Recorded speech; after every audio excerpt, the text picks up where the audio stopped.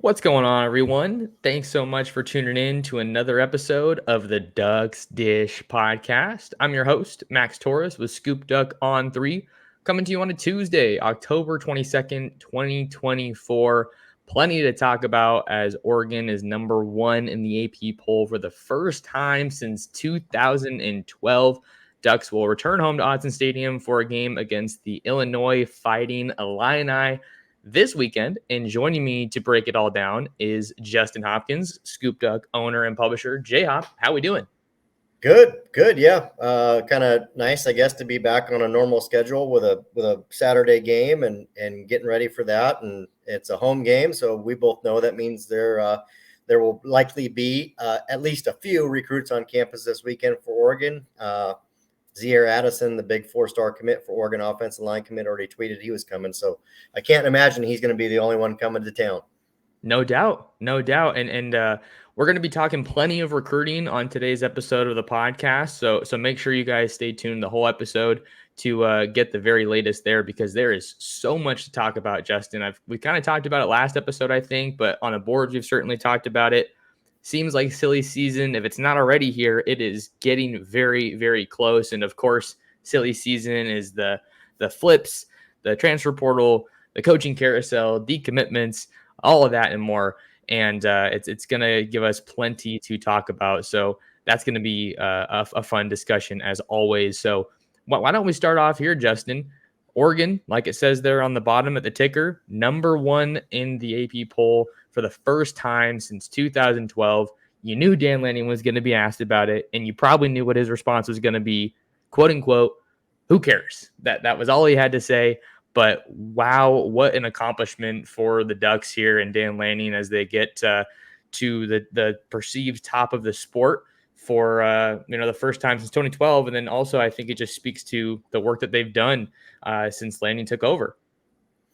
Yeah, I know I wrote about it on Sunday, and it's really easy to get caught up in it now because you're in it right now, but it's really important to kind of remember the process that it's taken to get here, right? I think, you think about Lanning's first game ever at Oregon as a head coach anywhere, and it's a 49-3 shellacking by Georgia, which also turned out to be easily the best team in the country that year, going on to win a national championship. But here we are. We fast forward just a couple years later, and you go from that 49-3, disaster, and the team got better that year and better that year. Obviously, the next year, you ran into kind of the buzzsaw that was Washington, who just flat out turned out to be a really good football team.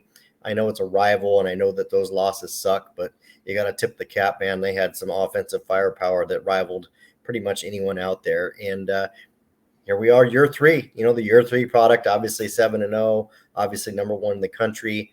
And it's just taken so much to get there, right? It's taken, players, getting guys, recruits at the high school level. It's taken transfers. It's taken a few coaching changes, obviously some tweaks, obviously Dan Lanning learning how to be a head coach along the way. And here we are. I mean, I don't think that, Oregon by any means is head and shoulders above a few other teams, Texas, Georgia, Ohio State. Those schools I think are all pretty closely matched, but it's really hard to say that Oregon is not deserving of being in at number 1 and being talked about amongst that top group. They've certainly done everything to earn that title, earn that distinction. But it's also important, of course, and Dan Lanning hammered down on this, to not lose sight of the bigger picture. It was, and I think that's really what stands out to me almost more, not to minimize the significance of anything that he's accomplished and the staff has accomplished, but I really do think that going into last week's game against Purdue and then now moving forward the rest of the year, you have to acknowledge the significance of what they did and how tremendous that accomplishment was, winning against Ohio State, Lanning getting a signature win. I think the program getting that signature win really in recent years, but keeping the main thing. You want to pursue all these amazing things, both on the field and in the recruiting world, which you and I love to talk about, but you just have to keep the next game in front of you. And that's what Lanning preached in that behind the scenes look that we got in the latest Ducks versus them. Yeah, and that's really hard to do as a coach, right? As fans, as media, we don't have to do that. Like we're not subject to that. We're not in the locker room. So, we can look ahead and we can say, yeah, Oregon should roll Illinois, or man, Oregon's next toughest game is game X or whatever. We don't have to do that. But I respect that the coaches do and the players do. And I will say, and I said this ahead of it, but the Purdue game really shouldn't teach us anything about this Oregon team other than their leadership and their culture. Okay. Can these guys show up and get up for a game that really, quite frankly, shouldn't matter? They should be able to sleepwalk through. And, it's really tough to go on the road short week after a huge win of Ohio State and play Purdue tough. Oregon came out firing all cylinders, and obviously the game got away, by halftime for the most part. I know I think it was only 21-0 at half, but it was still, the game was, Oregon was in control of that first half, no matter what the score reflected. So, now you really, you have to block out that noise as best you can, but you can't do it. There's 100 kids on the football team. There's, 40 staff members. There's no way that number one ranking hasn't penetrated into the HTC and onto the practice fields. So, you've gotten there, but it's really tough to hang on to that. And I think moving Oregon aside and Dan Lanning aside, I don't know about you, but I mean, I ended up watching at least half of it, 2/3 of it. Georgia has their own, us versus them videos that they now do. I didn't know that. Oh yeah. So they had one, post game with Texas, obviously a big win for them. And Kirby Smart delivers it a different way, says things a little different way, but it's the same damn message. It's the same damn tone. Hey, look, we wanted to block out what everybody said about this game, what everybody said about Texas, and we showed up, at Texas to eat. All we want to do is let our guys know, hey, it's time to eat. Get out there and get it. And again, he basically said we weren't fighting for clicks. He didn't say it that way, but he basically said that. And we weren't doing it for glitz and glamour. It reminded me of Colorado with Lanning, but very much the same way. So, I mean, that's what it takes, right? Georgia, Kirby's laid the blueprint for being number one and then maintaining that number one. Like, they've done it better than anybody the last few years. I guess that's where Lanning learned it, I assume. For sure. And I even wrote a little bit about it today over on ScoopDuck. And on the topic of ScoopDuck, why don't you guys give us a try for just 7 days? And all you have to pay is $1. And then, as you know, Justin, that directly goes into a 50% off of an annual subscription. So with silly season coming up, there's no better place to be for Oregon football and Oregon football recruiting than ScoopDuck.com. But back to the point, Justin. With just Oregon and Dan Lanning and where they're at. You talked about Kirby Smart. It's pretty obvious that Dan Lanning had that championship blueprint, right? Rob Mullins knew that when he hired him a couple years ago, but now he's implemented it. He's got his guys there. He's got his coaches there, which is another thing that I don't think we can just gloss over, Justin. Lanning's ability to navigate coaching departures and coaching hires has been great.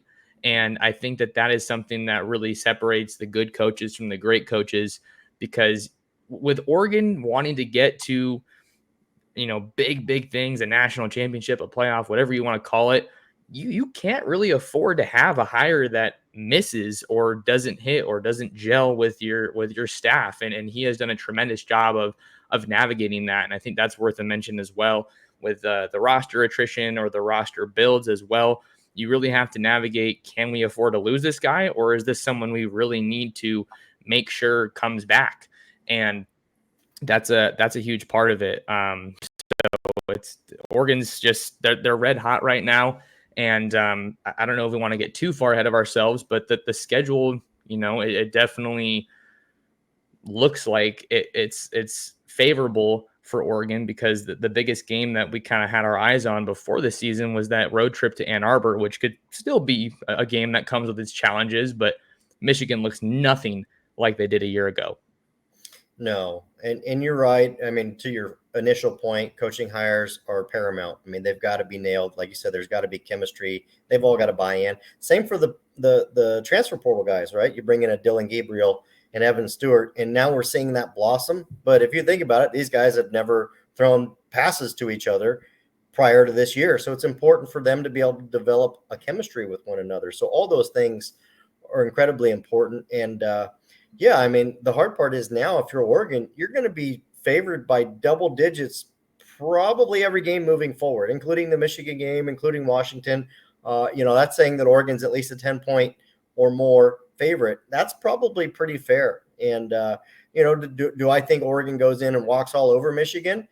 Maybe not, but on the surface, if we're comparing the two, I mean, Oregon's in a much better spot than Michigan, and it really feels like Oregon's had a good luck with those teams that are one-dimensional. Michigan's very much one-dimensional on offense. Some of these games that really kind of scare me would be like a Wisconsin. Wisconsin's gotten better, and nobody's really talking about that. Like, they've just kind of quietly gotten better, and Luke Fickell's a really good coach, and Wisconsin's a tough place to play. Washington's going to come down here, and whatever Oregon's record is at that point, whether 11-0 or 10-1 or whatever their record is, I don't want to jinx it. Washington's coming to Eugene trying to play spoiler. That's all they have. Like, they're not going to a natty. They're not going to a playoff game. They know that. We know that. The only thing they can do is basically try and take, Oregon potentially out of it or knock them down in the rankings or whatever the case might be, or put that blemish on there in case they might be at 11-0. So, every game's dangerous, and it's just it's fun. We get to talk about it in a different way than Dan Lanning does, but I mean, it's go time, and it's going to be that culture is going to be tested week in and week out, because like I said, they're going to walk into every game favored probably by double digits or more, and that becomes very dangerous. Let's get to some early thoughts here, Justin, on Oregon's game this week as they return home to face the number 20, I believe they are, number 20 Illinois Fighting Illini, who are coming off of a win over Michigan, who we just talked about. I was watching a little bit of film of theirs, and I think that they're kind of a gutsy team. Certainly one that have some decent players. Zachary Franklin, I think, is one that came to mind. I was listening to the broadcast and I was like, oh shoot, I forgot he ended up over there, because he was one of the top receivers in the transfer portal when he was in the portal this last offseason. So I think you feel good about your chances if you're Oregon. I mean, how can you not after what you were able to do against Ohio State? And you don't want to reference that too much, but it's like that was the ultimate barometer. So we know this Oregon team can hang with just about anybody, but they're a good coached, well-coached team, I should say. And I think that they're one that you can't overlook, which would you really say about any opponent. But this looks like, just since they have a ranked opponent, it looks like someone that Oregon can't overlook or take lightly. Yeah, they're a good team. I mean, this is going to be, one of the better teams they're going to face all year. Going to be very similar to maybe Boise State, minus the fact they don't have Ashton Genty in the backfield. But, they're going to be relatively balanced on offense, which is good. I mean, you want to be balanced when you're playing Oregon because that's your best bet. If you're either pass heavy or run heavy, Oregon's going to figure that out and try and exploit that. And I think your point was right. I mean, full disclosure, I've not sat here and watched every Illinois game all year. That's not reasonable. But what I will say, and I agree with you, they take some chances. They roll the dice a little bit. They roll the dice on offense and on defense, slightly blitz heavy at times. And that can be good or bad. Like, those chances can, maybe get you a possession or two in your favor, or they can end up really bad and Oregon, busts off a big play or is, doing a strip sack or something along those lines that really turns the tide. So, it's kind of live by the three, die by the three, I guess, if you will, in terms of football. So, yeah, I think if they do take some chances and things go their way, and you're going to have to, right? If you're Illinois and you're coming in, you kind of know, hey, look, we got to roll the dice a little bit here. I mean, we could maybe play our game for the first half, maybe stay relatively conservative. But I mean, at the end of the day, your Oregon's at home, which are really tough to beat at home. They're a really good team and they're balanced. You're probably going to have to roll the dice a little bit. And like I said, that's probably going to be the way the tide turns in this game, whether Illinois can, manufacture some points that way, or it kind of snowballs the other direction and they're in trouble, become one-dimensional, and then it gets really out of hand. So this is a game that Oregon shouldn't have too much of an issue with, but I think it's one that you could probably take more from than, say, Purdue a week ago, just because it's a quality opponent. But the Ducks are going to be back at home, 12:30 kickoff, which is nice. You can kind of have that game in the middle of the day and then still have your evening and not be consumed too much by the game. Any other thoughts to add here, Justin, before we talk a little bit about recruiting? No, just excited for this matchup. I feel like a lot of people, maybe even including ourselves, are kind of glossing over it and putting it on the table. This is a good team. Like, this is a good team. This is a good match for Oregon. There's a chance for them to really kind of refine some things, as opposed to, you go out there and get up on Purdue. You're probably really not learning all that much as a team about yourselves, other than you were ready for that game.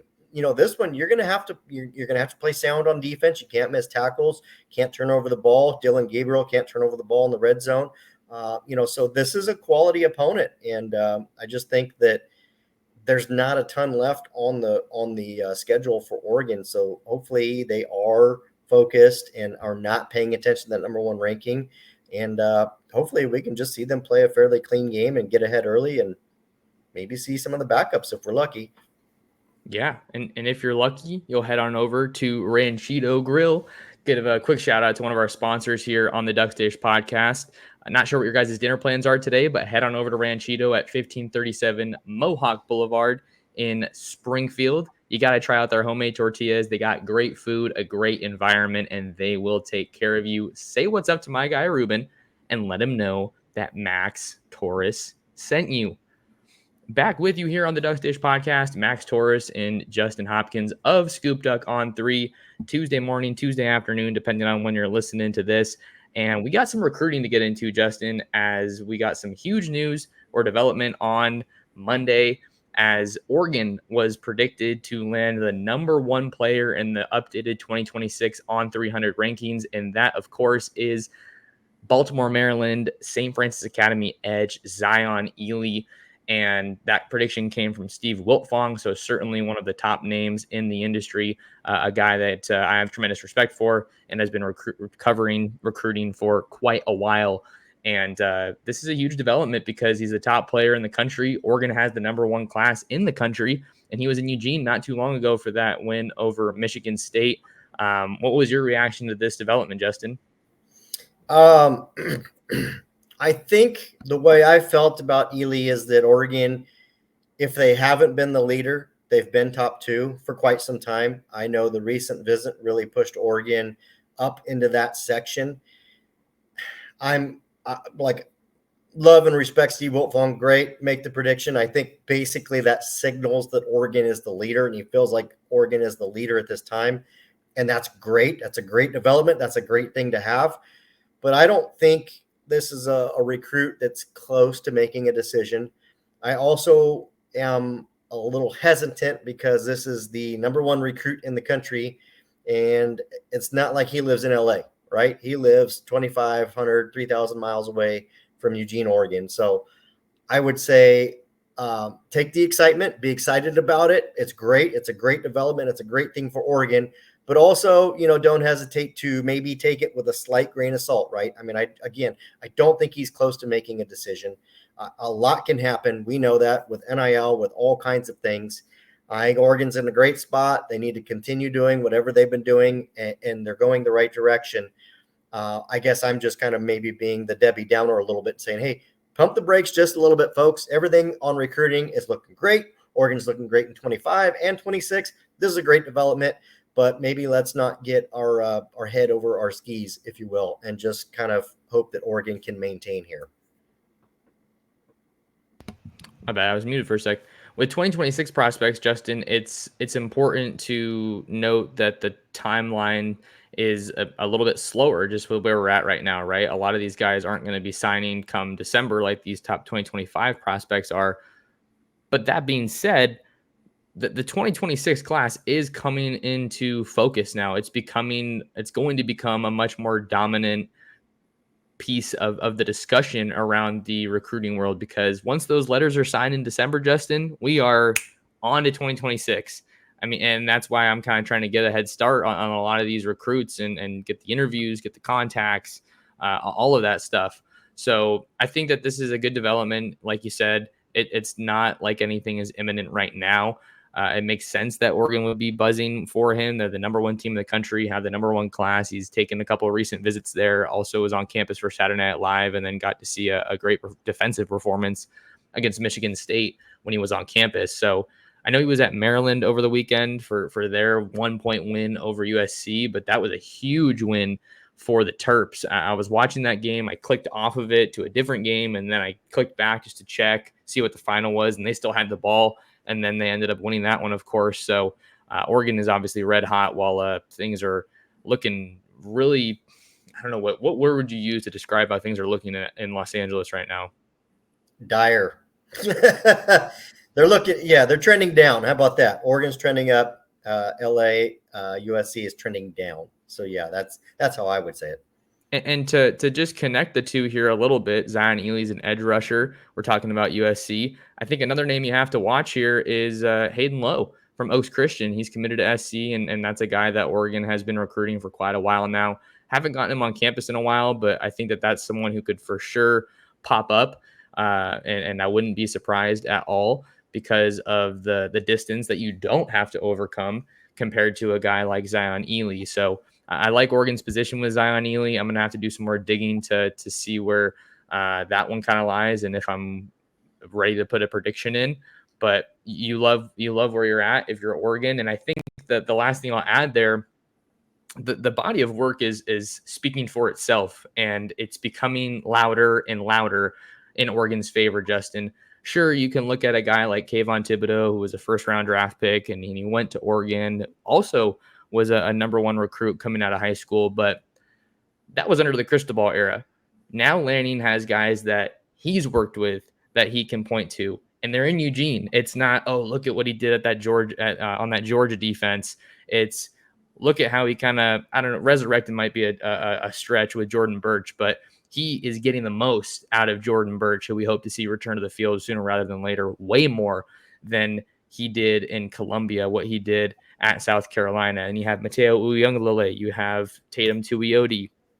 Those guys are blossoming. Devin Jackson as well, if you want to look at the linebackers. So I think that Oregon's red hot because they're playing really good ball. And it just seems like more and more things are going into their favor. Maybe not distance because they have to recruit nationally, but that's never been something really in their favor aside from the West Coast guys. So great momentum for Oregon with Zion Eley, and I don't think he's going to be the last guy that we hear of. Well, and that's the thing. I used to get a bunch of crap from ScoopDuckers and other people when I would use the word momentum. And recruiting is all about momentum, right? I mean, if you're winning, you get a couple commits, all of a sudden these other guys start paying attention, and it's a snowball. It's momentum. I mean, it all builds and it all gets bigger. And, I used to use that M word. People are like, oh, no. And it's like, yeah, that's actually a thing. So now it's pretty common to be used. But momentum is a real thing. And Oregon's got a ton of it right now because of the product on the field, because, if you think about it, their games are being aired nationally on TV stations that everybody gets. That's helpful. They're a win over Ohio State. Obviously, that resonates. And we know the staff recruits their asses off. I mean, they always have. And that's just kind of a DNA trait of Dan Lanning and what he expects of his coaches. So, yeah, I mean, I think Zion Eley's great. I think to your point with Hayden Lowe, I know that he made some, particular comments after he, committed to USC, about just kind of location and environment and things of those nature and living in LA. Like, it's great. He's a young kid. He's 17, 18 years old, however old he is. They're going to say stuff like that. You don't hear him saying that stuff now, right? I mean, you don't hear him coming out and saying, I'm locked in with USC and not talking to anybody else. I think the Oregon threat is a very real thing there. And if you're Hayden Lowe and maybe you're Hayden Lowe's parents, you've got to look at what Oregon is doing defensively with defensive linemen and what USC, just try not to be objective about it and look at the results. So, the Zion Eley news is great. That 2026 class is great. I feel really good about the guys that have committed, a little bit more in our region in that Western footprint. Guys like that, guys like a Dallas Wilson, those, even a DeCorian Moore, those are the ones that make me nervous because they're not all that close. All of them have said the right things. I'm not pushing any buttons, but just for me internally, my nerves get a little bit higher with those guys versus, say, a 5-star out of LA or Seattle or Phoenix or whatever the case might be. So with Zion Eley, let's wait and see. And again, he's the number one player in the country, right? Jakeem Stewart reclassified. Now he's the number one player in the country. He doesn't have to save a spot. He's got a spot anywhere he wants to go at any time. So that's not a guy that has to commit by any means because he's not saving a spot. Little bit different maybe for a guy like Jared Curtis because a 5-star quarterback that just named Oregon as leader, probably what you were going to segue into. And the only reason I say that, anybody would take Jared Curtis, even though Oregon's got a quarterback commit in 26, they'd still take Jared Curtis, but you can only take so many quarterbacks in the class. So those guys operate a tad bit differently than like a Zion Elely. Well, yeah, you took it right out of my mouth, Justin. We're talking about the second development on today's show, as another 5-star is liking what he's seeing in Eugene. So the news, of course, is 2026 Nashville Christian School quarterback, 5-star quarterback at that, Jared Curtis, named Oregon his leader, according to Hayes Fawcett of On3. On Monday, Curtis is ranked the number 3 player nationally, the number 1 quarterback, and of course, the number 1 player in the state of Tennessee, according to On3. And the reason this is notable, Justin, is because he just decommitted from Georgia last week. And that was something that I don't think a lot of people saw coming. I certainly didn't see it coming. But I don't know. I feel like Georgia is like this behemoth on the field and on the recruiting trail. But I don't know. I wonder just how all the off-field issues are maybe kind of having some. I'm not saying that impacted this decision, but it seems like there's some vulnerabilities, or they don't seem as invincible as they maybe have the last couple of years. So that's all I really have to say about Georgia. But man, they got that win over Texas, so I don't think it's a guy that they lose and think it's the end of the world. Yeah, Georgia's still in this recruitment, and there's no doubt about that. Might even be the biggest, I don't want to say threat, because I mean, just because he named Oregon as leader, I have a tough time unless this guy's going to visit real quick and make a quick, recommitment, he might take his time a little bit here and want to make a little bit more sure of his next decision. And I agree with you. Maybe some of the off-field things at Georgia are a slight issue. The offense, Bobo's not there anymore. The offense is not as explosive as it was, when they were cooking in 2022. That Georgia team this year does not look like the 2022 team. They're still really good, but that team in 2022 was unstoppable. Like they were a juggernaut. And I do, I said this, and I did feel, I think Texas was a little bit overhyped. I think they were a good team, but not unbeatable. I know there was a few national guys that said, "Oh, this is the most complete and unbeatable team," and looks like that Georgia from 2022 team. I didn't feel that way at all. That Georgia 2022 team was absolutely elite across the board, top to bottom. And I do feel that Texas is a really good team and deserving to be elite. I think Oregon, Georgia, Texas, Ohio State, you put those 4 up against each other on a neutral field, there's going to be a lot of really good games that come out of that. I think they're all really close. So, again, back to Jared Curtis, Zion Elely. Great to see Oregon have some momentum here. Oregon does have a quarterback commit in 2026, and Jonas Williams, a really good one at that. So, I mean, this would, of course, be a luxury if Oregon was able to earn his commitment. But I still think, even though quarterbacks commit earlier, I still think he'll take a little bit of time here with this new decision moving forward. And the other note to add here with Jared Curtis, Hayes Fawcett also went on to report that it looks like he's trying to get to Eugene on November 9th when the Ducks host the Maryland Terrapins. Terps is easier to say. Never know if I'm saying that right. The Turtles. But yeah, this is a guy that has been to Oregon before. So it's not like Oregon starting from scratch in this recruitment, which is great. I'm working on getting an interview with him, but obviously you can understand that might be a little tough because his phone's blowing up right now, not just from media, but schools as well. So it's a good development. I think that Oregon is, again, like we said, shifting more and more focus to that 2026 class. And if a guy of his caliber is willing to hear you out and give you a shot, you're going to listen and then kind of try to figure out how to navigate things moving forward.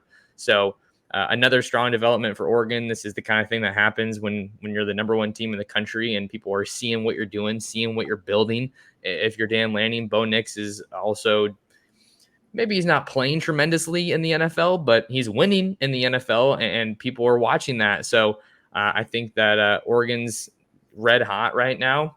Maybe not so much in the 2025 class, but just in general, they've got that recruiting momentum, and that's undeniable right now, Justin. So I think they're going to be a major team to watch now and moving forward as we get closer to that signing day in December.